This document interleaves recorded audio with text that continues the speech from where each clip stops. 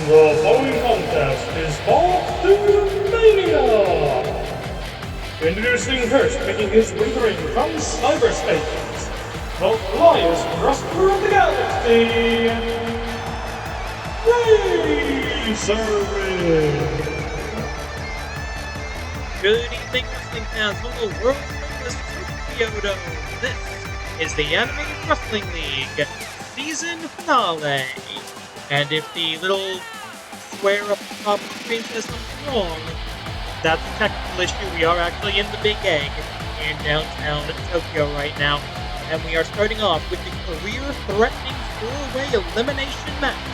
Win a fall, leave the ring with your career intact, lose the final fall, and you are out of the AWL for good. The four worst win-loss records in the promotion, two each from AWL Hontai and AWL Strong and Free, compete in this contest, and surprise, surprise, this asshole is here again.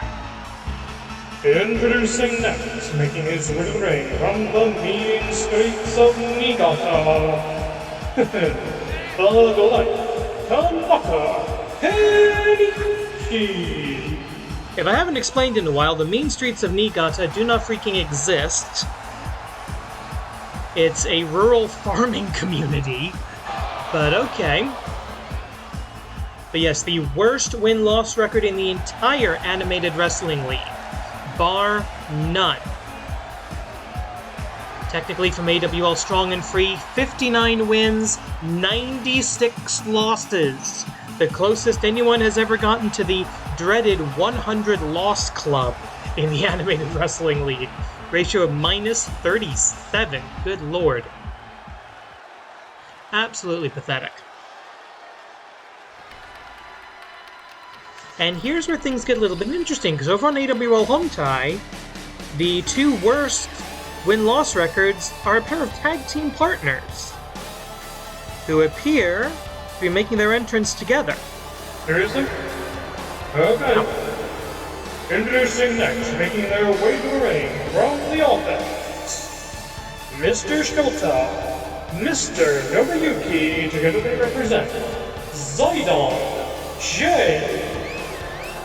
Well, this match is a four-way, every man for himself. One person is going to lose their job.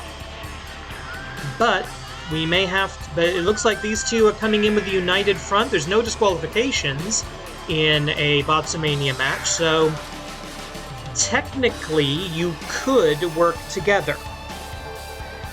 At least until you're the last two alive, or hopefully you two pick up the first two falls and get out of here as quickly as possible. That could happen, but there's only so far you're going to be able to help each other.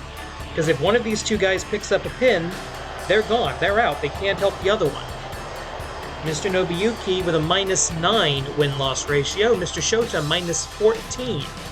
And these two are former AWL World's Tag Team Champions back when they were the Flying Yukis, before they found themselves headhunted by Zidon J. Razor Wing. And the battle line's drawn here. It looks like the enemy of my enemy is my friend over on the top left-hand corner of your screen. No time limit in a BATSUMANIA match. So it looks like we've got an impromptu tornado tag team affair. But it's still elimination. Winner leaves, loser stays.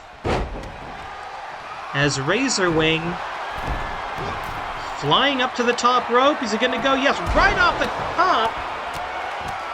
With that Swanton Kaka. And very quickly getting a deep, deep 2 count on Mr. Shota. Razor Wing flying through the air with the greatest of ease, as you would expect. Oh, wait a minute. Quick cover here. 2. Kick out after the Niigata Street Cutter by Thug Life to Nakanichi.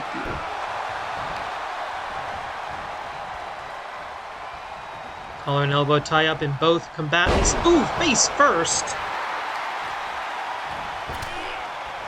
Now these wrestlers are allowed to leave the ring. There's no disqualification, there's no countouts.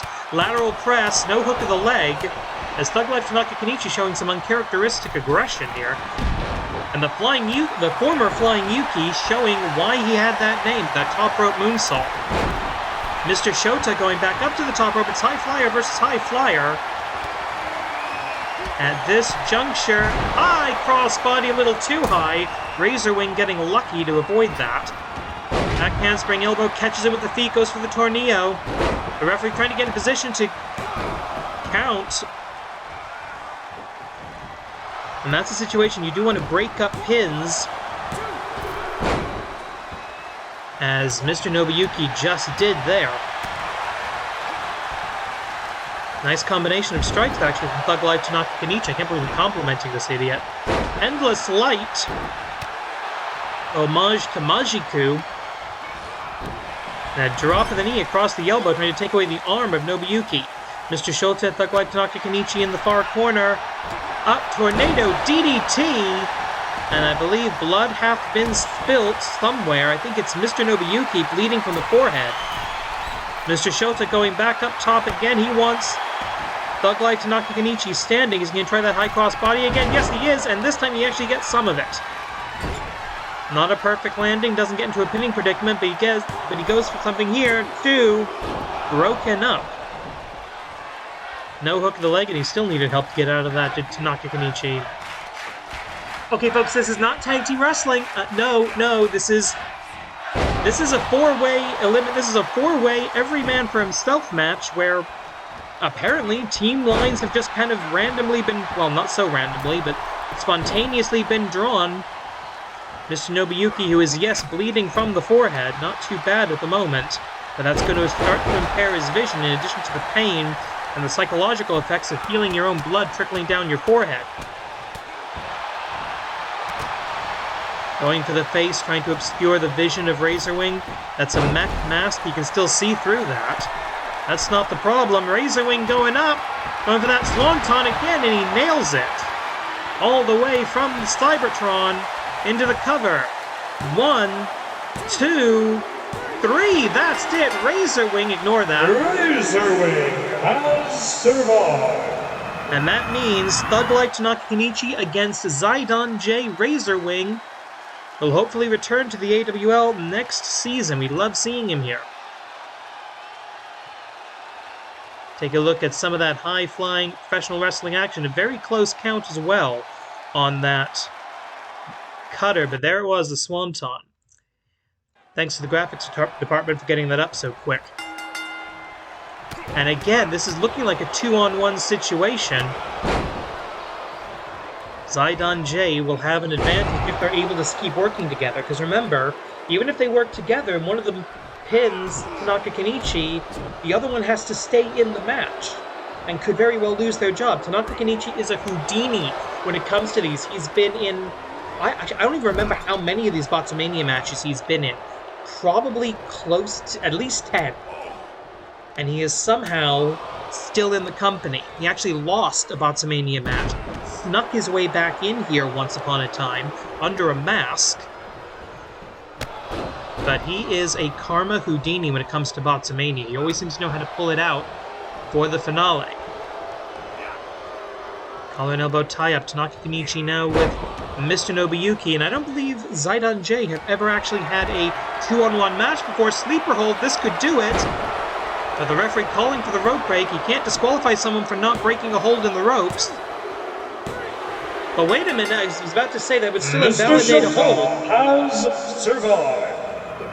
But it's now going to be Nobuyuki and Tanaka-Kenichi. Let's take a look at some of the... do we have a replay here? Yes, take a look at that. He gets his hand on the rope. That breaks the hold. Even if he had tapped out, that would not have been a valid submission.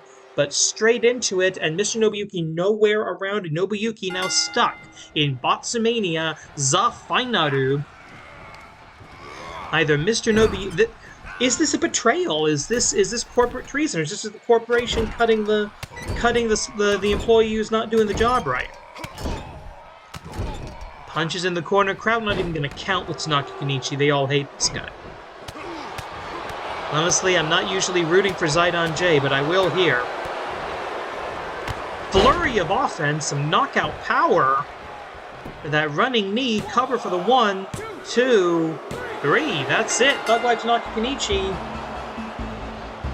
once again survives, and Zaidan J is down an employee. Mr. Nobuyuki will end his AWL career at 17 wins and 26 losses. Everybody else still around. Dog Life to Nakagaichi has unfortunately survived. Mr. Nobuyuki is hereby released from his AWL contract. On behalf of the Animated Wrestling League, we wish him all the best in his future endeavors.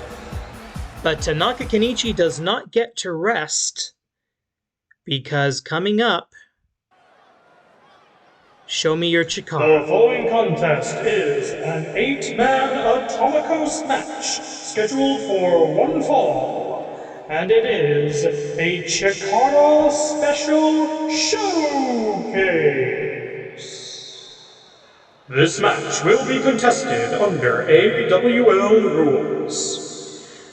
This match would have been a trios match had Tanaka Kenichi been fired, but since he's still here and technically a member of the Devastation Corporation, this Introducing first, the Atomicos combination of Mac the Mashmaster, Blaster, Make Massive, and Flex, Rumble Crunch, alongside their exalted leader, and sadly still with the company, Dog Life, Tanaka Kenichi.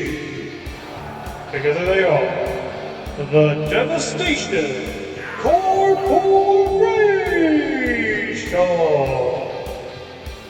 The Devastation Corporation tried to invade the AWL at the beginning of this season. They were turned back by House Classic and our still reigning Grand Champion, Black Tiger Justice, who will be defending against Zack Sabre Jr. in the main event tonight. But then they signed a contract with Tanaka Kenichi, essentially licensing the franchise of the Devastation Corporation from Sydney Bakabella for the Canadian branch, and it got the Devastation Corporation to the Tokyo Dome. Can you believe that would ever happen? But these guys have been an absolute pain in the ass to everyone in the Animated Wrestling League. Their win-loss records around here are, quite frankly, rubbish, but they've done a lot of damage, they've hurt a lot of people, and they've caused a lot of chaos, and they seem to love wasting our time with their entrance. Like they're taking notes from Juan Francisco de Coronado or something. Flex Rumble Crunch still looking for his first victory in the AWL. Smashmaster and McMassive 2-2. And of course, Thug Life Tanaka Kenichi, so far underground his eyeballs ain't even over the dirt. But this was a last-minute match because our very last set of episodes in the season, we saw something that I've wanted to see back in the AWL for a long time, but it was just too painful, it was too difficult, and frankly, working out some of the contractual obligations was a pain in the butt. But the AWL commissioner has managed it. Call the Colony. And their opponents, the Atomicos combination of the Hot Property, Fire Ant, the Silver Submission Specialist, Silver Ant, the loyal soldier who takes his orders only from the Chick Army, Soldier Ant, and not pictured in this introduction, the Big Blue Bruiser, Worker Ant. Together they are the Colony! Oh, I have missed that music, I have missed those masks, I have missed this team. Ladies and gentlemen, let's see some Atomicos action. 15 minutes on the clock in this multi-man affair. We are actually debating extending time limits for trios and Atomicos action next season. The AWL commissioner has met with the board of directors to debate a couple of changes to the rules around here. We will have more information for you on that as it becomes available. But right now, it's Fire Ant and Blaster McMassive. Follow-away slam by McMassive, also known as Mr. Thomas. I believe he's still with MLW. Not that anyone seems to stay with MLW for too long. I think he's still with the Bombay Fight Club. And look at this. Cross-body attempt by Fire Ant. Good ring positioning by Blaster McMassive to save that. And you do see the Blue Bruiser Worker Ant 2, technically, on the ring side, on the ring apron. 2. And everybody has faith in Fire Ant to kick out of that one. Fire Ant, truly an international superstar, if you know what I mean. Tag into Max Smashmaster. And I don't think so. Is Silver going to be a Technico? I think he is, yes. The Devastation Corporation and the Colony have a long history that's gone through King of Trios tournaments, Tag World Grand Prix. I believe they even challenged the Devastation Corporation for the Campeonatos de Parejas at one point, unsuccessfully. But the team of Fire Ant and Silver Ant were one of the few that actually to get tag team victories over the Devastation Corporation in a 2-on-2 situation. This is, of course, a 4-on-4 Atomicos, and we all know what the weak link is going to be, and that's going to be Tanaka Kenichi. So really, it's a 3-on-4 handicap match. The Devastation Corporation is going to have to avoid tagging in their exalted leader. And yes, he's contractually obligated, they have to call him that. Ooh, some hard shots! Silver Ant showing how he's evolved his striking game since we've seen him last. He is hot. You might even call him hot sauce. And so, the referees count up to 6 here. So far, everybody is trusting their fellow ants to get the job done without swarming each other. Very un-ant-like behavior, I will grant.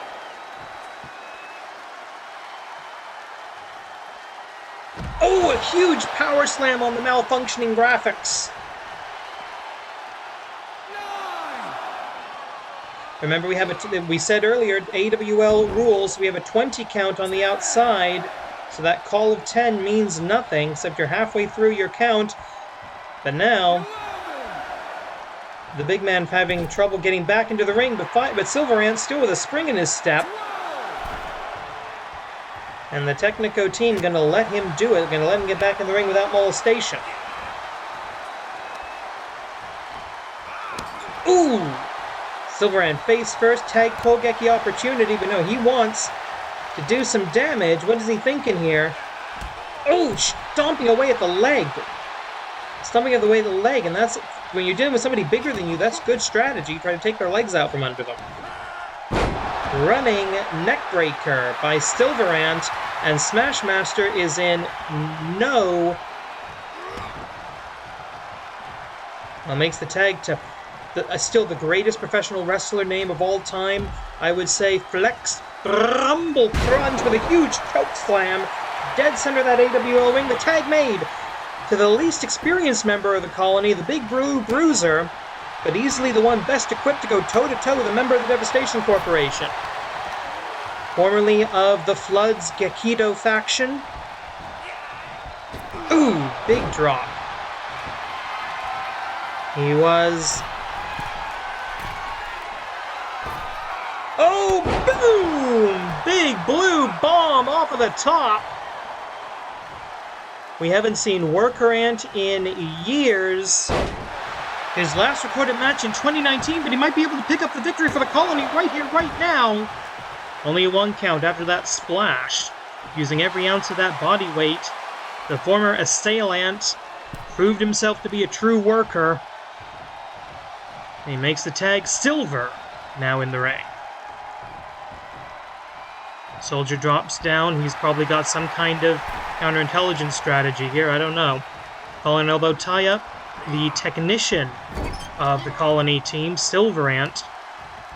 An honorable warrior, if you believe in such things. Hard right hand in the neutral corner now. Ooh! And a little bit of a receipt from Rumble Crunch. What happened to Smashmaster a moment ago? Up and down. The Devastation Corporation relying on their strength and power, as they always do. And frankly, if the Colony wins this, I hope this gets rid of the Devastation Corporation. I'm sick of having these guys around here. I'm sure you are too. They serve no good purpose, and they don't really help anybody. Collar and elbow tie-up. Up. Down. Sidewalk slam, and notice how that's the veteran instinct of Silver, and he immediately rolls his shoulder off of the mat. Blaster McMassive. Once again, the legal combatant. And again, Tanaka Kenichi, even though he just wrestled a match, He was obligated. He was contractually obligated that if he survived BATSUMANIA, he was going to have to come back for this. We have another wrestler who's going to be potentially wrestling, who will be wrestling 2 matches tonight. That's going to be Jigoku Destroy, who's going to be in our ladder match to determine the #1 contender to the Grand Championship next season. And we are going to have the tag team titles defended by the Augments. 5 minutes. 5 minutes passed. In the semi-final, so at least he's got a bit of a time crunch there. All the titles on the line tonight, the Intercontinental Championship. Hifumi Ryuji, the Prince of the Pinfall, looking for the first successful male title defense of the Intercontinental Championship this season. And of course, in the main event, New Japan Pro Wrestling, the frontman of TMDK, Zack Sabre Jr., will be up against Black Tiger Justice with the AWL Grand Championship on the line. Blaster looking for the powerbomb here. He's got him up and down! Powerbomb in the head, the antennae of Silver Ant just bouncing off that white rope from the Canadian side of the ring. Tag made, Rumble Crunch legal for the 1, 2. Worker Ant saving it. I think if Blaster McMassive had gone for the cover immediately, that might have been the victory for the Devastation Corporation. Everyone's out of position at this point. Silver Ant, he needs to make a tag. Taking a lot of damage from Flex Rumble Crunch and Blaster McMassive. Tag made again. Blaster back in. Yeah, they're not going to tag in Tanaka Kenichi. They're not that dumb. I mean, they're dumb, but they're not that dumb. Boom! There we go. And there is a cover being made. Sorry, the camera's in bed. Is that held on with duct tape? And Soldier finally seeing some action in this battle. And Soldier Ant maybe going to get another power... No. No. Soldier Ant. Oh! He's got war wounds! Oh! Soldier Ant painfully ejected from the field of battle. Vertical suplex on Silver. Delayed vertical suplex. An homage to Davey Boy Smith. And he wanted it. He wanted Fire Ant. Fire Ant in the hot property. I've heard he's mellowed out in recent years, but you know, still the hot property, still the fireball. Ducks under the shot there. Springboard, crossbody block, high crossbody. Normally likes to do that off the top rope, but he can do it from any angle if he has to. Fire Ant. Going up, burning down the house with a stunner. Wheelbarrow into the stunner.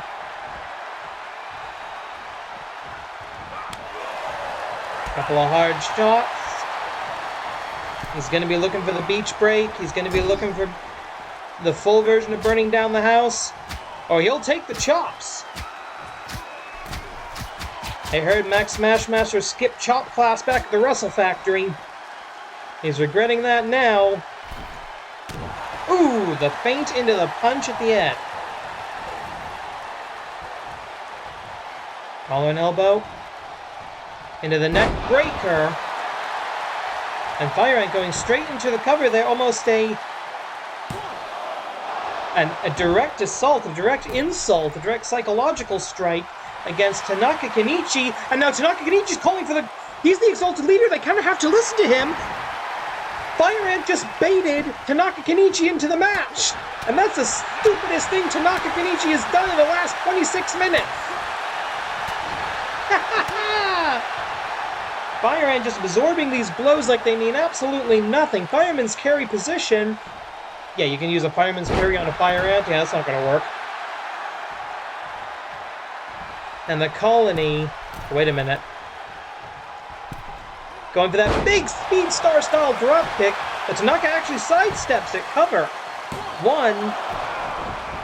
You don't hook the leg, you're not going to get more than about a 1 count on Fire Ant. It's not going to happen. Tag is made. Soldier in now.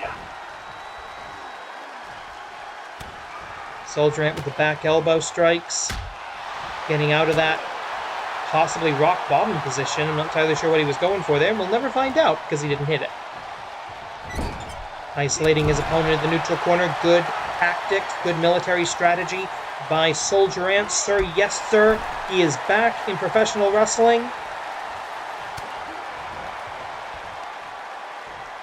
Going for the vertical... No, what is this? Oh! Inverted body slam. Silverback, and now we're seeing the tag team strategy of the Colony. We're seeing their skill and ability. Collar and elbow. No, not even going for the collar and elbow. Going straight into the suplex position. Up, down. Michinoku Doraiba. Of course, Michinoku Pro is a great influence on the Chikara style. Cover into the hook of the leg for the one. Broken up by Blaster McMassive. And that's why we have extended time limits in these kind of Atomicos matches. And we think we probably even need longer time limits. Because there's always someone who can break up the pin. So you kind of have to get lucky to win this. Or pick up a pin so fast or submission so fast that the rest of the team can't do anything about it. And Tanaka Kenichi, and we're going to see some tag Kogeki action. What are we going to see here? Lift him up. Big boot. The Ants stomp him back. Normally the Ants are the ones scared of the big boots. So the Ants boot back. And now just trying to rip the leg off of Tanaka Kenichi. Jippun Geika, 10 minutes. 10 minutes passed. And the Colony may be about to pick up their victory in their Tokyo Dome debut. And another loss for Tanaka Kenichi. That's 97 losses. And ants go marching throughout the arena, burning down the house. Look at the speed of that. The speed of that drop down, like he's defying gravity. It's in the opposite direction of normal. But Fire Ant baiting Tanaka Kenichi into the match when he absolutely had no reason to be there. That was strategic genius. The Soldier Ant had to come up with that plan. That was a Soldier Ant strategy. The Colony working together, tagging in and out properly. Here are your winners, the Colony! Hopefully that's the last we see of the Devastation Corporation, but hopefully not the last we see of the 4-ant-strong Colony. We will see what happens in the future and what the community has to say. We had a great ladder match last night. Let's have another one. The following contest is scheduled for 0 falls, because it is a ladder match to determine the #1 contender to the AWL Grand Championship. Alright, this is going to be a little bit complicated. We have a best 4 ranking system in the AWL. The best 4 are the only ones who can challenge for the AWL Grand Championship under normal circumstances. The #1 rank, Zack Sabre Jr., is in the main event. We did have a Fight for 4 not that long ago, so we technically have a best 5 right now. Introducing first, making his way to the ring from the laboratory, representing the Augments. He is one half of the reigning Animated Wrestling League World's Tag Team Champions, Jigoku Destroy. Jigoku Destroy, currently the #4 rank in the AWL Best 4. He is one half of the Tag Team Champions. This is going to have to be a strategy issue, because does he focus on winning this match and getting himself the first Grand Championship opportunity in Season 21? Or does he focus on retaining the Tag Team titles and therefore retaining Tag Team supremacy for the Augments? Dr. Jigoku is obsessed with the superiority of his cybernetic wrestlers. You see the briefcase with the contract above the ring. Subite, Jigoku Hakase no Tame ni, all for Dr. Jigoku. So saith Jigoku Destroy. And we're seeing Dr. Jigoku's, shall we say, tendency towards the overdramatic in the entrance here. He's the one paying for all this.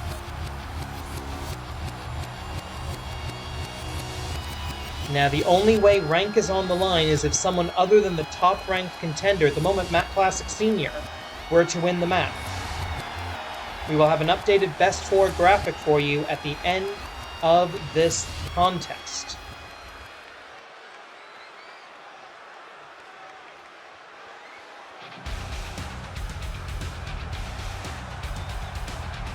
Representing AWL Hontai here in Japan, home country advantage at least.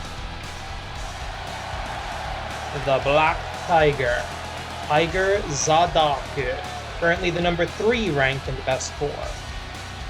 Introducing next, making his way to the ring from the Unified School of the Tiger Style, Tiger Zadaku. The man who, along with his tag team partner, Tiger Moss 2, brought together the Golden School and the Black School of the Tiger Style to create the Unified School of the Tiger Style, which has one of the best tag team runs, one of the best Grand Championship runs in AWL history. They currently hold the New Year's Tournament Championship. They hold the Grand Championship. They hold the record for most title defenses in a single tag team championship reign. They're one of the most dominant stables in the Animated Wrestling League, and they're spread across 2 promotions. They're not all on the same brand. So the Tigers, tonight, one of the rare situations you're going to see most, if not all, the Tigers in action. Tiger the Dark stepping into the Tokyo Dome with a golden opportunity in his sights. He could either face his own protege or the person who dethrones his protege. We'll find out in the main event. And now the man currently at number 2, technically soon to be number 1. Introducing next, making his way to the ring from the smoke-filled arenas of yesteryear, he is the inventor of professional wrestling and a Matt Classic. Matt Classic from the smoke-filled arenas of yesteryear, technically defending the top rank in the Best 4 right now. The number 1 contender, Zack Sabre Jr., will be out of the Best 4, win or lose, at the end of the night. So Matt Classic, the de facto number 1 contender, or he would be if not for this ladder match. Matt looking to be in great shape, being the oldest wrestler on the roster. And now the man who won the most recent Fight for 4, technically speaking a number 5 rank. But he is in the Best 4, and we're going to have 4 men in this ladder match. And finally, your winner from the pits, Danhausen.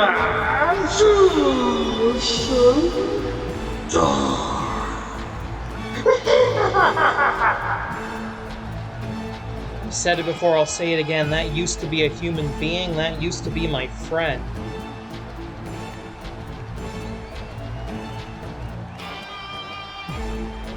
The forces of darkness, the demonic pact that he made with the pit, ostensibly to protect the AWL. He became consumed with the power that was granted to him as Gambahishi Dark. A pact made of desperation, now fueling the most evil creature in the league. No time limit in a ladder match. Ooh! And I don't know how Tiger the Dark got any of that, but I'm gonna go with it. To chalk it up to Superior's training in the Tiger's Den and the Tiger Cave. There are no countouts, there are no disqualifications here. The only way to win is to climb the ladder and get that briefcase, just like what happened last night with the Joshi Championship match, crowning the first ever undefeated AWL Joshi champion. Leg drop in the ring by Matt Classic, and you've never seen anybody drop a leg in wrestling earlier or better than Matt Classic. And he's going to be the first to go for the ladder, I think. Just like last night with the Joshi title match, the title change there to Amy Wade, the true Toronto star, the undefeated Joshi champion. That's locked. That briefcase is locked to that hoop by a series of 8 puzzle locks. One of those dexterity puzzles that you have to sort of figure that out. They're going to have to reach up and undo those knots, those metal knots, one by one. So it's not just a matter of who's going to get there first, it's who's going to get there and stay there long enough to unhook the briefcase. In that briefcase is the contract. The contract stipulates you get the next championship match against either Zack Sabre Jr. or Black Tiger Justice, and the first one to go for it, and we see, trying to go, and Matt Classic immediately with a, oh Jesus! Powerbomb onto the edge of the ladder. That wasn't a flat ladder. The ladder was sitting on edge. On edge. Not even on Christian, it was on edge. Now that same ladder being used as a weapon, those are steel ladders. We don't use those plywood ladders you see in other companies. And just in case that ladder and the other ladder at ringside get damaged, we've got extras under the ring if we need them. As Goku Destroy again, just smashing that into the face and body of his opponent. But Matt Classic Sr., a Grand Slam champion in the Animated Wrestling League. Vertical suplex. Lets him think about it. Is he going to go for a vertical? Is he going to go for the brain buster? No, he's just going to give him a full tour of the 4 sides of the squared circle. And down. But is that not a waste of time? The Pit and the Augments going one-on-one. That's not a match you get to see all the time because those two are on different brands. The Pit, at the moment, exclusive to AWL Hontai, and the Augments exclusive to AWL Strong and Free.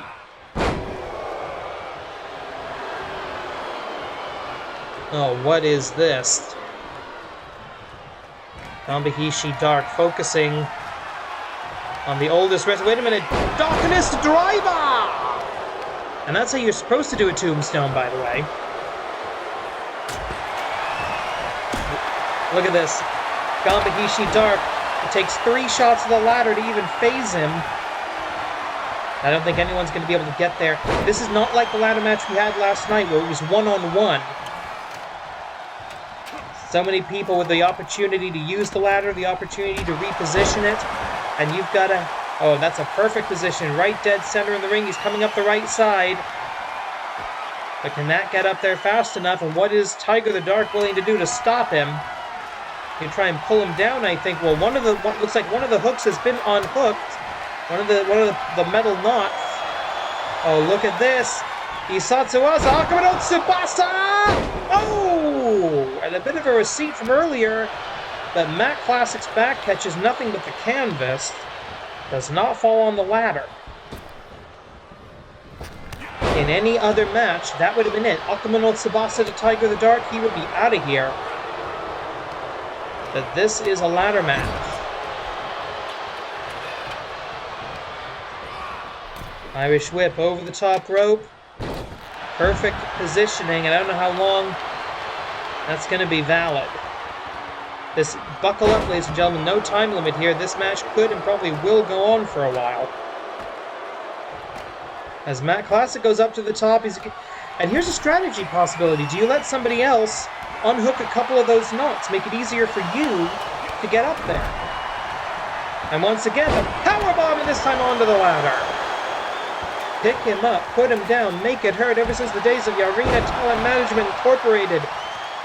The man now known as Jigoku Destroy has been doing that. He's looking for the Tatsumaki. Has this has been hit your finisher on Tiger the Dark Day? Tatsumaki. The Tornado. Doesn't matter how many Fs it is, it will beat you. And Jigoku Destroy with a clean run at the briefcase right now. He's got it.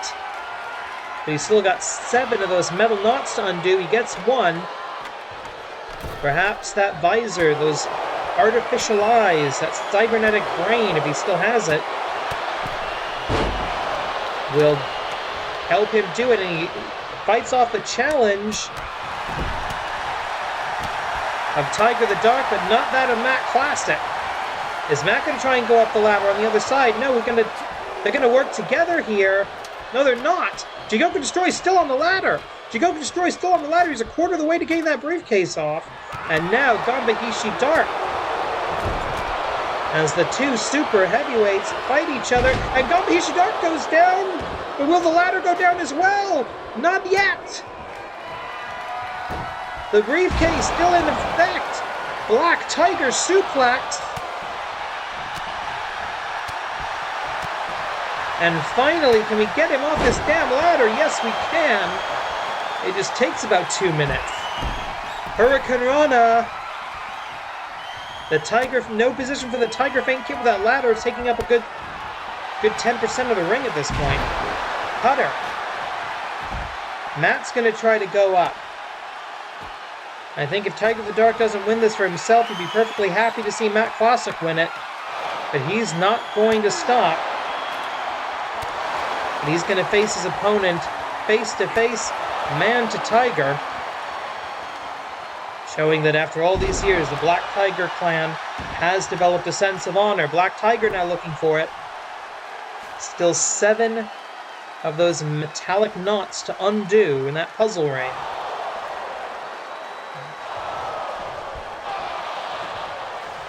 And he's got to do it basically sight unseen because you're lifting your hands above your head and above the briefcase just to get at the puzzle. It's like in Survivor, if anyone still watches that show, how the puzzle at the end of the challenge is always the part that trips people up. Head down.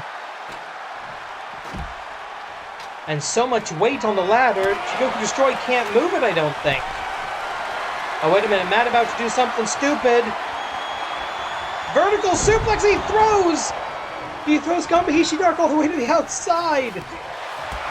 That is a senior citizen who just got an incredible. This is awesome, Chen. Remember when Matt Classic was in his prime, the vertical suplex, the full vertical suplex, that was a match ender.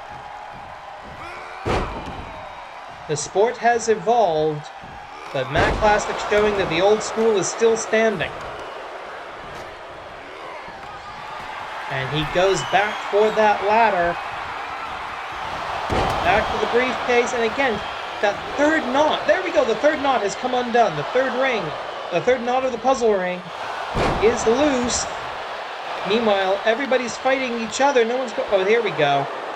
And Matt Classic is not heavy enough to prevent that from happening. Oh, I thought for a second, Akuma no Tsubasa on the ladder. That would have been the end of Matt Classic Sr. Tiger the Dark having to face these two nasty Rudos. Up, down.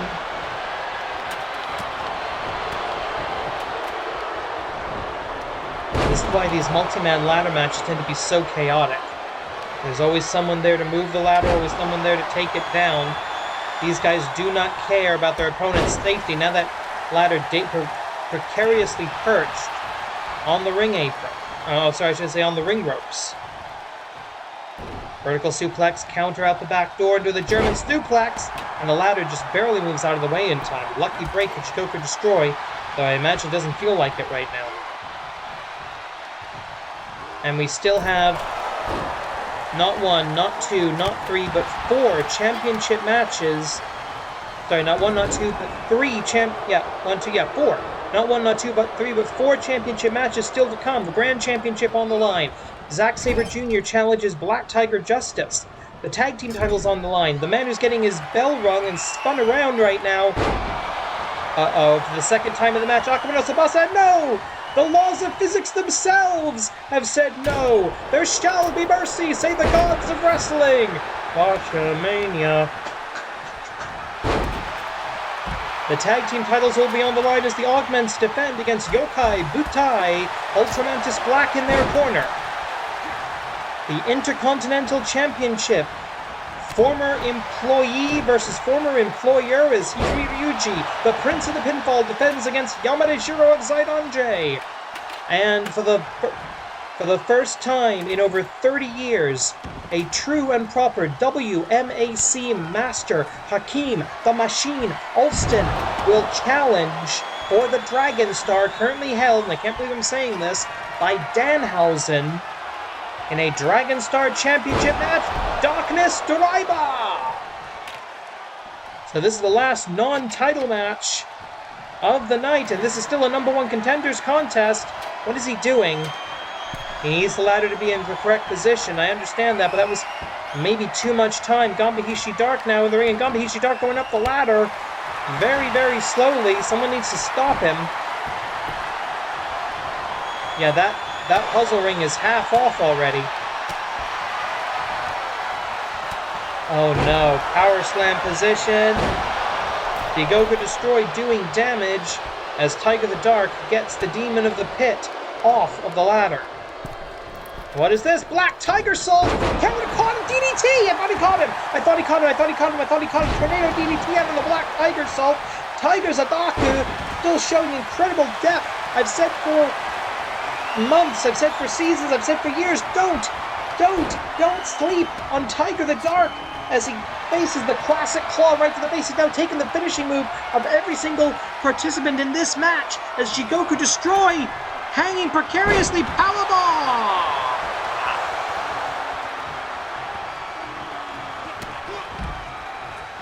There is no time limit here. We could very easily be here all night. Going up, cross body block to Matt Classic. For all intents and purposes, we are down to 3. Jigoku Destroy down, not moving. Darkness Driver! And Matt Classic behind the Tiger. And Tiger the Dark gonna face his enemy face to face.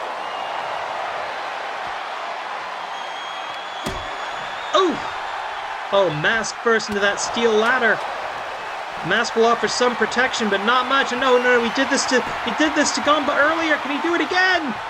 Oh, superplex off of the ladder. This time both men remain inside that 20x20 AWL ring, and this is awesome. This is what it takes to just challenge for the AWL Grand Championship. Zack Sabre Jr. had to log more than 40,000 miles of travel time on his own dime. We weren't paying for it. To brute force his way through the best 4 so that he didn't have to do this, and he would have the title match at the finale. Gambahishi Dark looking for it. He's got that look like the 5th of 8 rings have been removed, scattered to the rings. I think they've been throwing them out to the crowd to give somebody a souvenir.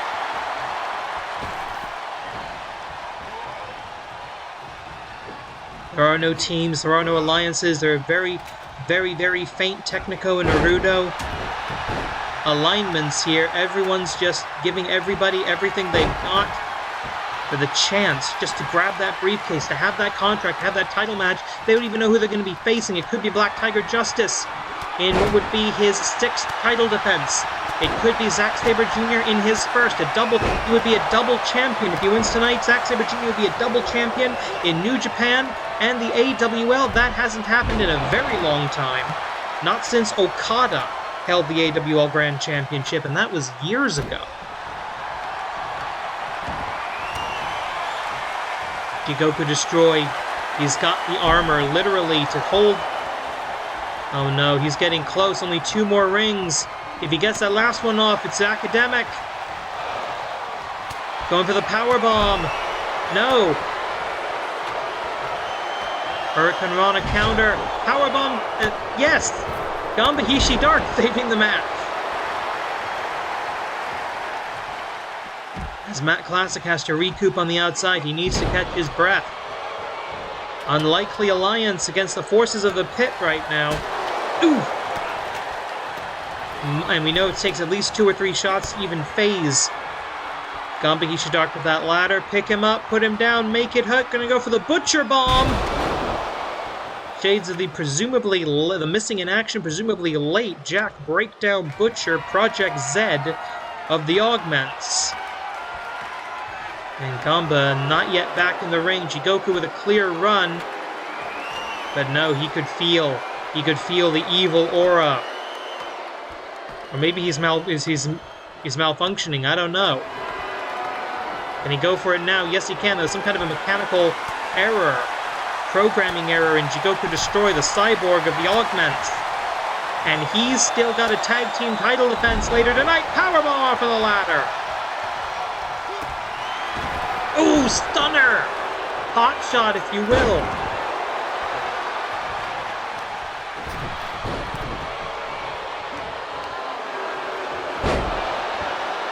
Matt Classic, the only one standing in the ring. Gamba seems to be taking his sweet time on the outside, and another hot shot. Tiger suplex. Black Tiger suplex. And no ladder... Oh, wait a minute.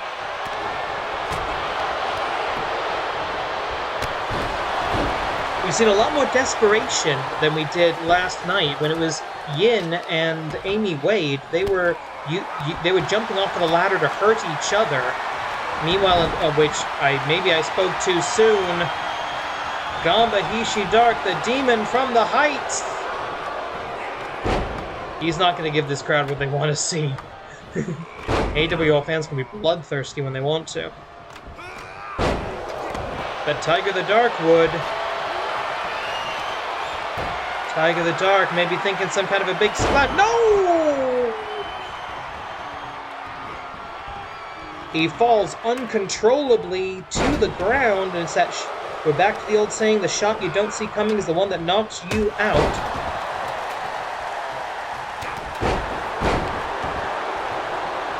And we're going up, stomp right to the midsection. Spin kick.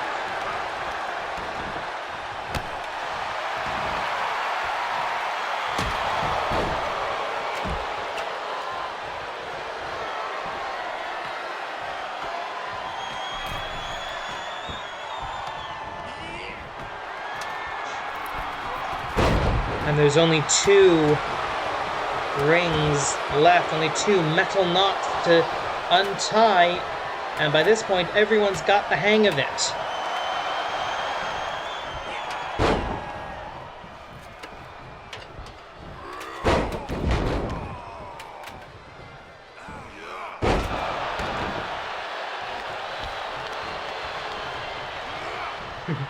I should point out, we've got the wrestlers for our next match. They're right backstage. They're ready to go. The Dragonstar will be defended in the next contest, but I think they've got some time. Matt Classic, can he climb the ladder? Can he get it? No, he can't. He's not that quick. He realizes he's going to have to face a demon on the top of a ladder. That's not a sentence you hear. Oh no. Matt's done this to a couple of people now, including Gamba. Up, down, gone onto the ladder. Matt onto the ladder. Oh my god. Oh my god. He's gonna break. That's gonna break his spine. That's gonna break his spine. He's gone. He's not moving. Okay, we gotta get some medical help out here. Tiger the Dark. Everybody's down. Everybody's dead. Everybody's dead, Dave. Jigoku Destroy stirring.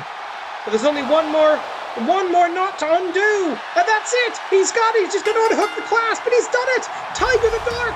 Tiger the Dark is the #1 contender. And everybody else needs to go to the infirmary. Let's take a look at some of that action. Gamba Hishi Dark dumped to the outside. Pick him up, put him down by Jigoku Destroy, who's still got another match tonight. He's got some time to go back into the recharging station. But in the end... Here's your winner, Tiger the Dark! And there you see the updated AWL Best 4. In more than 30 years, let's right an ancient wrong. Before the Grand Masters of the World's Martial Arts Council, the following match is for the Dragonstar. There's an answer out there on the streets. I've got to find the reason why. Now entering the Tokyo Dome, Hakim Alston, key symbol of the machine, martial arts discipline, kickboxing, dragon belt status, challenger, Hakim the Machine Alston is no stranger to controversy around Dragonstar matches. It was his no contest at the end of the first year of broadcast competition in the WMAC that led to the underground street fight that won him the Dragonstar in his first reign. He would then go on to lose the Dragonstar to Chris Red Dragon Casamassa before it was stolen by the forces of Chiquito, recovered by Tanaka Kenichi just this past year.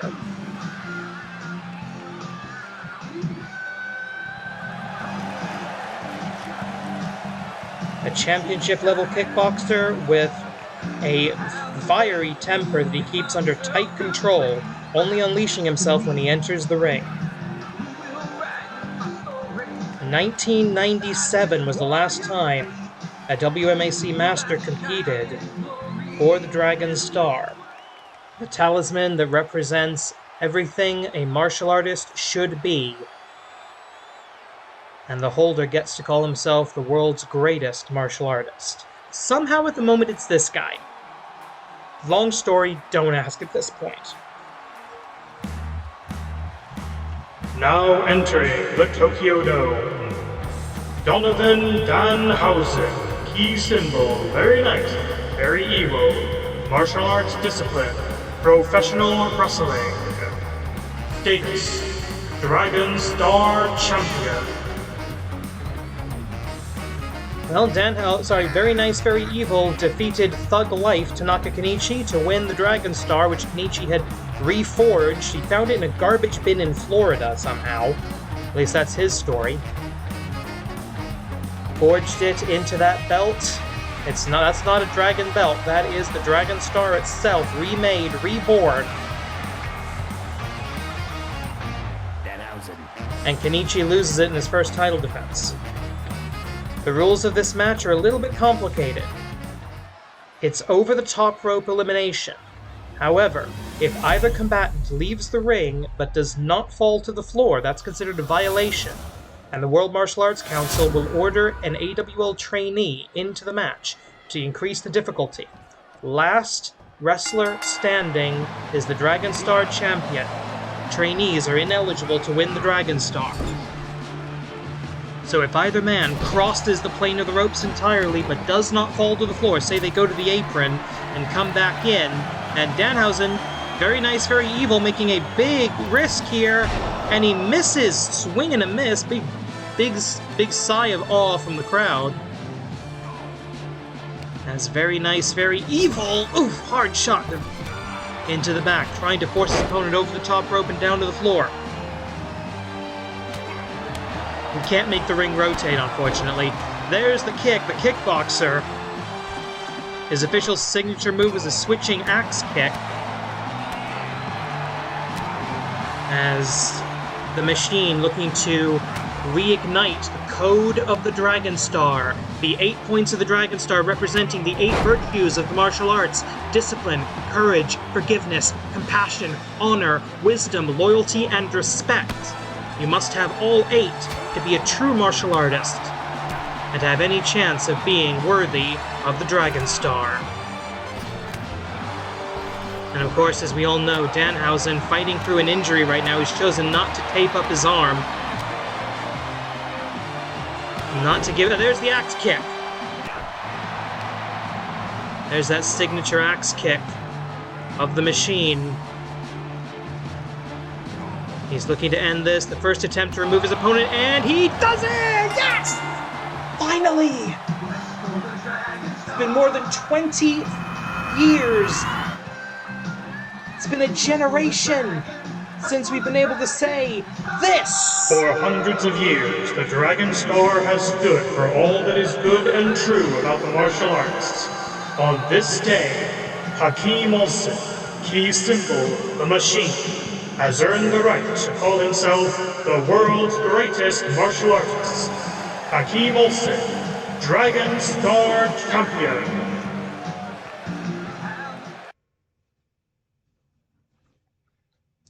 And now, the first of 3 AWL title defenses. The following contest is scheduled for one fall, one submission or a knockout to decide the winner. And it is for the Animated Wrestling League Intercontinental Championship. The Intercontinental Championship, one of two contenders titles in the AWL, the other being the Canadian National title, which is now vacant, and will be decided next season in a 6-way scramble match. We don't know who the competitors for that will be yet.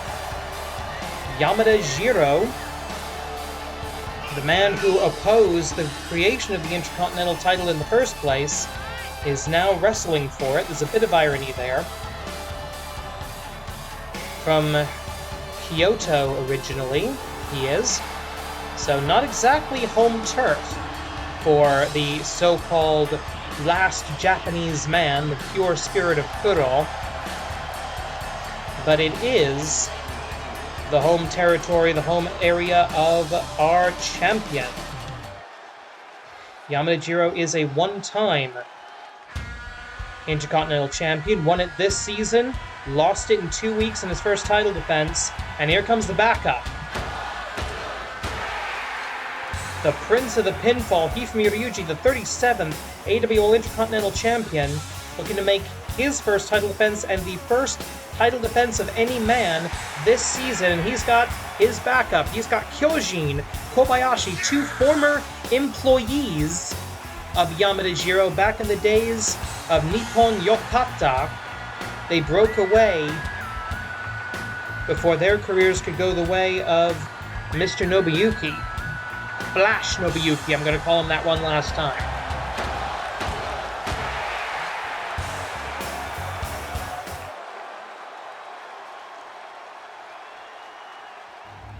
And there you see currently 0 title defenses in this reign of the Intercontinental Championship. We go to ringside for our official introductions for this title match. Introducing first the challenger, fighting out of the office, representing and accompanied by Saidan J. The self-proclaimed pure spirit of Kuro, Yamada Jiro. And his opponent, he is the reigning and defending Animated Wrestling League Intercontinental Champion, tonight making his first title defense, accompanied by Kyoji Kobayashi, fighting out of Tokyo, Japan, the Prince of the Pinfall, Hifumi Ryuji. This is an officially sanctioned Intercontinental Championship match under the auspices of the Animated Wrestling League, AWL Commissioner presiding. At the sound of the bell, AWL Senior Official Joey Popganush in charge. There you see it. The road less traveled, it is a difficult path, but it can lead to great opportunity. 30 minutes on the clock in this championship match. We start with a kick and a couple of strikes from the challenger. While I don't agree with his politics, I don't agree with his business practices, he is a skilled striker, a skilled combatant, a skilled professional wrestler, utilizing many techniques from the great Japanese wrestlers of his generation and prior. Twisting now the arm of his opponent into the ropes. The referee is going to have to keep a close eye on that kind of thing, bending the rules there, but not entirely breaking. Knee strike right to the head. I still love that we've righted an ancient wrong. The Dragonstar is back in the WMAC, where it belongs, and where it should have always been. We defeated the AWL, this league, we defeated Jikido. I love that. Shove away by the challenger. The challenger with a height and weight advantage over the champion, but I'm not going to say a skill advantage, as the Prince of the Pinfall could end this match at any time from any direction if he so chose. He is a more skilled grappler. I would say that Yamada Jiro, the better striker. They say styles make matches, and that's what this match is. Ripcord. Not going to go for it immediately. He's going to try and surpass God with a Kamagoye. But he knows his opponent is not yet weak enough. Hasn't even been 90 seconds yet. He's not going to go for the fall that fast. Collar and elbow tie-up. Ooh, inverted STO, reverse space tornado Ogawa. Into the first cover of the match. 1. We see Sakai Reina, the winner of the Rookie Rambo last night. And the very kind assistants on the outside. Oh, high fly. Aces high, if you will. And one more time, surpassing God. And he slips right into the cover. 1, 2. A deep, deep 2 count, and we're barely 2 minutes into the match. I wouldn't expect the time limit to be a factor here. Uh-oh, what is this? Gonna look for the pinwheel fall. He could go for the pin there. He could get it off of the pinwheel, but no. He's gonna go for Hisatsuwaza, the final 3 count, and he gets it! Final 3 count. 1, 2, 3. Let's say it again. 1, 2, 3. Hifumi.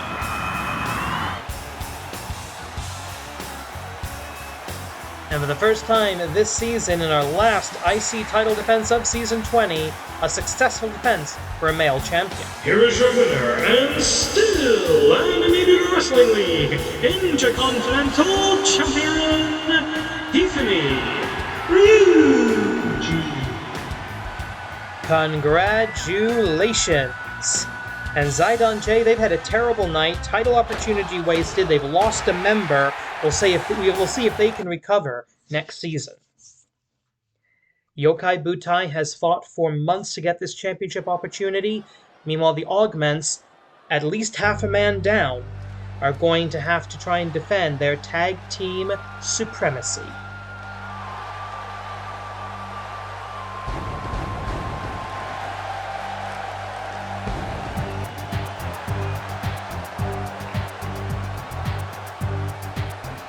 The following contest is scheduled for 1 fall, 1 submission or a knockout to decide the winner, and it is for the Animated Wrestling League World Tag Team Championship. Introducing first, accompanied by their leader, Ultramantis Black, from the mountains, and Fushigi Mori. A tag team combination of the Great Hanuki and Shikibuke Kitsune. Together they are Yokai Butai. The Spirit Armies of Ultra Mantis Black, looking to end Season 20 on the highest of highs. They've been not an unbeaten tag team, but a dominant tag team since coming under Ultra Mantis' tutelage. But they face the first faction to ever hold the men's and women's tag team championship simultaneously.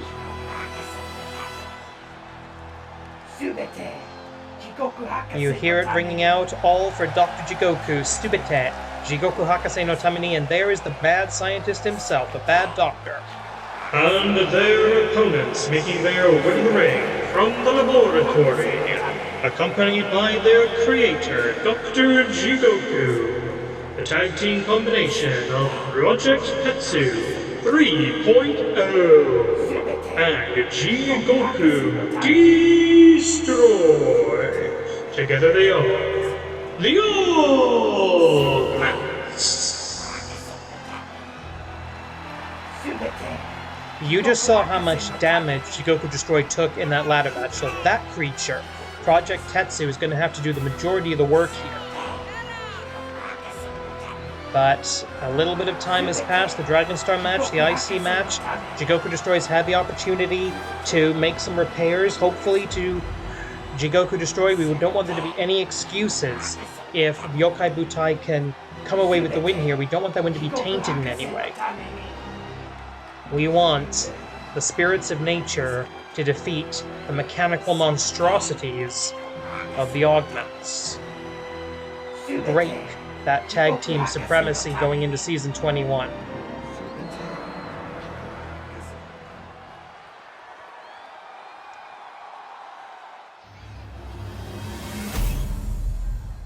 There you see it, the oldest active championship in the Animated Wrestling League. On the line in the Tokyo Dome once again. And this is an officially sanctioned World's Tag Team Championship match under the auspices of the Animated Wrestling League. AWL Commissioner presiding. At the sound of the bell, AWL Senior Official Joey Hawkinush in charge. If these two idiots lose the AWL World's Tag Team titles tonight, Dr. Jigoku is going to be pissed. And we've seen what he does to minions who do not live up to his superior expectations. 30 minutes on the clock. Shiroke Kitsune, unsurprisingly, Project Tetsu for the Augments. Ultramantis Black watches on, as does Dr. Jigoku. Wait a minute, okay, I did not expect that. A tag very quickly made to Jigoku destroy. We'll see if those repairs made in the back. I mean, they knew this. They were probably going to have to do this, so they had a chance to plan for this. We'll see what happens. Jigoku Destroy has already failed to win the #1 contender briefcase. If he loses the tag team titles tonight, we may not see him next season. Shiroke Kitsune, the white-furred fox, from the realm of the yokai, from the mystical mountains of that otherworldly refuge for the spirits of nature. Going to be looking for the Kyubi Nejire, the nine-tailed twist. That's his signature maneuver, of course. Jigoku Destroy, as we saw earlier on Tiger the Dark, going to be looking for the Tatsumaki, the tornado.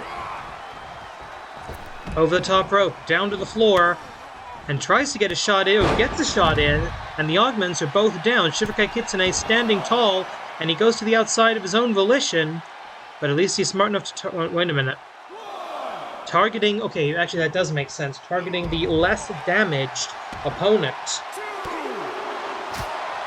So far, Shiroke Kitsune has been a one-fox army. Boom! Takedown with the Uranagi.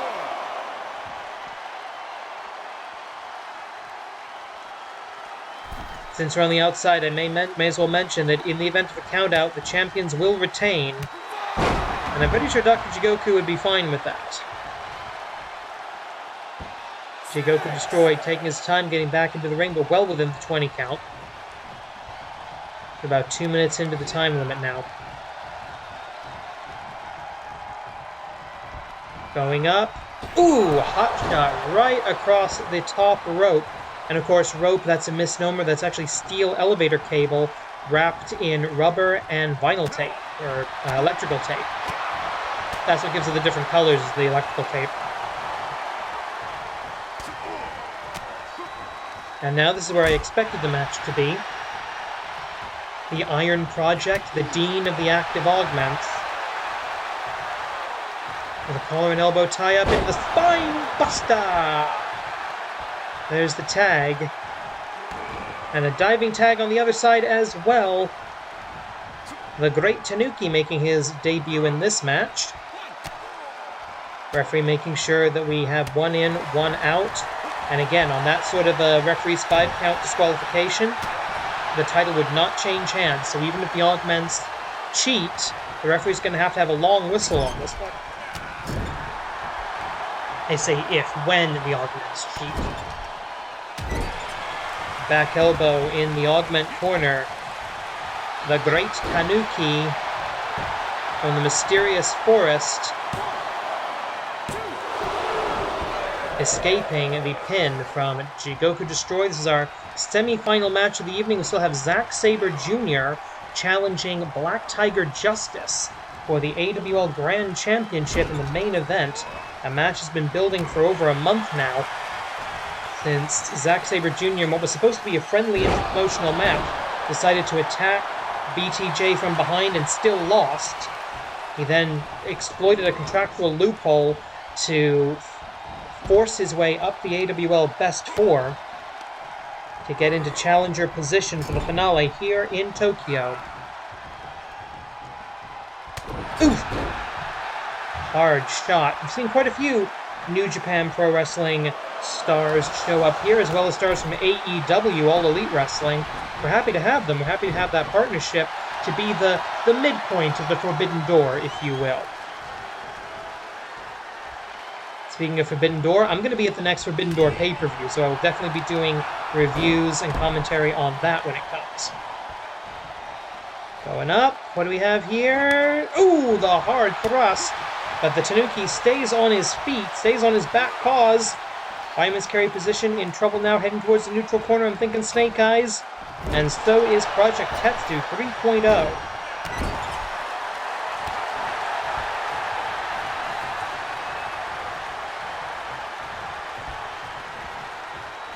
We have here the Tanuki Buster! The Tanuki Ball Buster. And if you've ever seen the Tanuki's balls, it takes some serious effort to bust those. And this has been the strategy. Tanuki warms him up, whereas Shiroke Kutsune comes in to finish him off with the educated back paws. And eventually, the Kyubi Nejire, the nine-tailed twist! But if the kick right to the head, right to the processing unit, can do the damage, can get the win. No, it cannot. 2.8 on that exchange. Dr. Jigoku, you can't see him on your screen right now, but he's having a fit at ringside. A very furry leg drop into the breakup. 5分経過、5 minutes passed. Still early days yet. Plenty of time for anything to happen here. And of course, in the event of a time limit draw, the champions retain. It's pinfall, submission, or knockout to win the match. And Jigoku Destroy is probably closer to a knockout than anyone else in the contest from the opening bell. So they've got to keep Project Tetsu in the ring as long as possible. Tetsu going for the sidewalk slam, one of his signature maneuvers.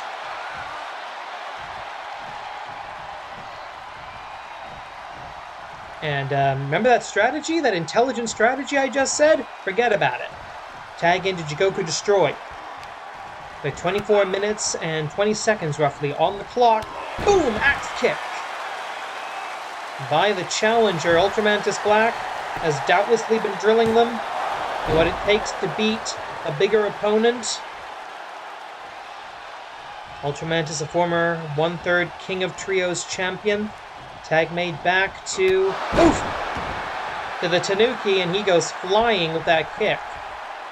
He probably had his bell rung there, and quickly back to the Iron Project. He's going to go for another sidewalk slam. Yes, he is right down on his drop. You don't drop a man right on his tail. That hurts.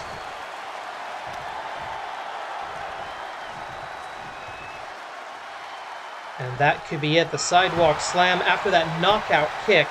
That Concussion City kick, and Shiroke Kitsune, the referee's in the way, and no! It took just a second too long. Just a second too long to break that up. And the final and fatal 3 count registered. Down. Here are your winners, and still Animated Wrestling League World Tag Team Champions, the Augments. Well, that's disappointing. Ultramantis Black consoling his charges, promising them that they will have another opportunity in the future. I hope he's right. Main event time, and everybody's brought their friends, it looks like. The following contest is your main event of the evening. It is scheduled for 1 fall, 1 submission, or a knockout to decide the winner. And it is for the Animated Wrestling League Grand Championship. And it is an interpromotional match, co-promoted by the Animated Wrestling League and Shinihon Puroresu. Now, please welcome the participants. And this match will be contested under AWL rules. The man who decided a sneak attack was the best way to make a good impression on Black Tiger Justice. And he felt a very quick defeat to BTJ, even with that unfair advantage. Brought in his friend Shane Hayes, Mikey Nichols that you see there, TMDK, the front man, and still NJPW World's Television Champion. He could hold two titles, and he could hold a title in two different promotions simultaneously if he wins this. He powered through the best four, taking advantage of a loophole that made him immune from our brand extension because he's technically contracted to New Japan. He paid to bring himself from Japan to Canada, and back again in order to force his way into this match. And you saw those guys in that ladder match earlier. He had to beat some tough competition. He had to beat Matt Classic. He had to beat Tiger the Dark. He had to beat Jigoku Destroy to get here. The Zack Sabre Jr., despite his not-so-wonderful record against the champion, is going to be a difficult opponent to beat here. The fifth title defense of a champion that I think has grown really into most of the fans' hearts here. He's been a fighting champion. He's been taking responsibilities of leadership that should come with being a champion. And now he's got his friends at his side, Spring Tiger and Tiger Mask 3, his tag team partner in the Tiger Brothers, all coming out together. The unified School of the Tiger Style, the Golden School, the Black School, all united, all together. The Tiger Brothers and the AWL Grand Championship, the prize, the crown jewel, and the Tigers' accolades.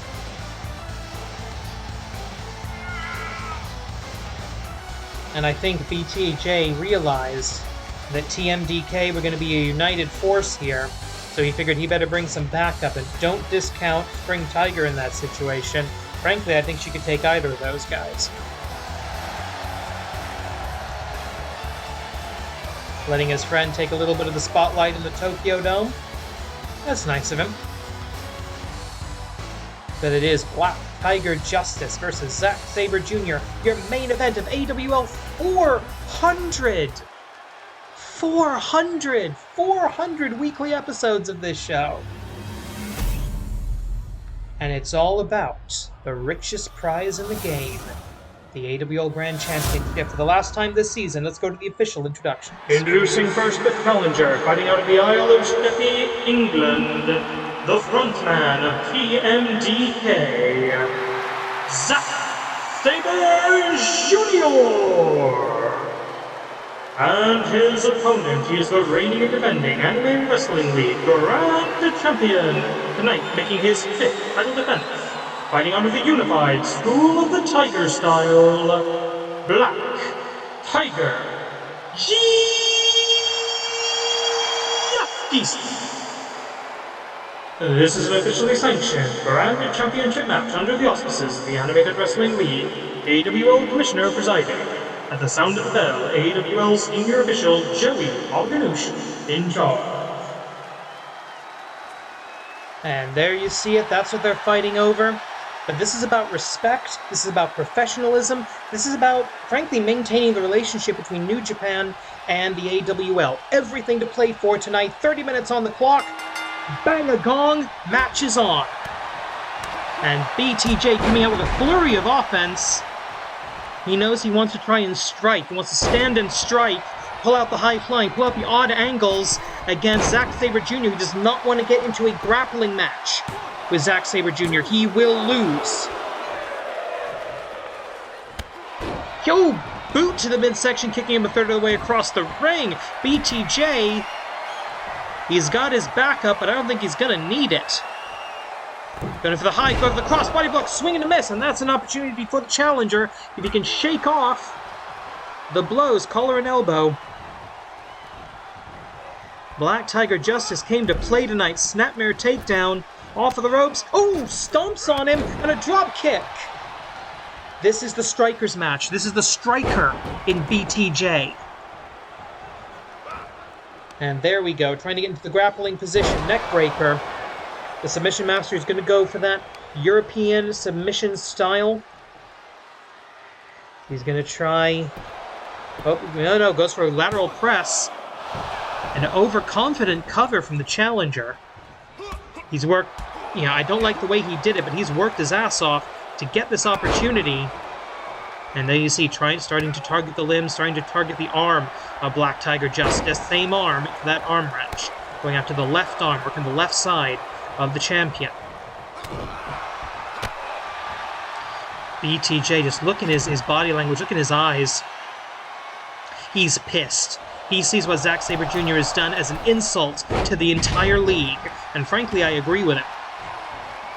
Zack Sabre Jr. is an incredible talent. He doesn't need to pull this kind of bullshit that he's pulled over the last month here in the AWL to force his way into this opportunity. Frankly, this probably should have been Matt Classic in this position, but no. So there's an alliance between House Classic and the Unified School of the Tiger Style. They work together to face off against the Devastation Corporation early in the season, so this is personal to BTJ. This is an insult to his friend. He wanted to be wrestling his friend tonight, I think. Oh, we've seen this before, but has Zack Sabre Jr. scouted this?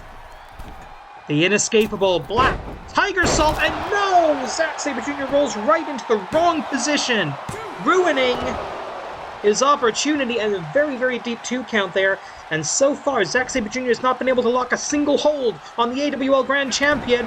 Boot to the midsection, he's going for it, he's Satsumaza, Black Tiger Buster! The referee calls it a knockout! Referee says knockout on the Black Tiger Buster! Woo! Here's your winner, and still Animated Wrestling League Grand Champion, Black Tiger! Congratulations, BTJ! 5 title defenses! And he's got his own mentor for number 6 next season. Wait a minute. Hey, what? That's Umino! That's Shota Umino! That's Shooter! That's the Roughneck! What the hell is he doing here? Well, somebody playing his music, but that is Shota Umino of New Japan Pro Wrestling, the most recent challenger for the World TV title, or the New Japan Pro Wrestling World TV title, and he's got his eyes, he's waving off Black Tiger Justice. He's saying, he's pointing right at Zack Sabre Jr. He wants Zack Sabre Jr. He's got him! Death Rider! Runs in, makes a statement, he still wants that New Japan World TV title, the high-speed 15-minute time limit championship. Shooter Umino, the Roughneck, is in the Animated Wrestling League. This guy shows up wherever the hell he wants.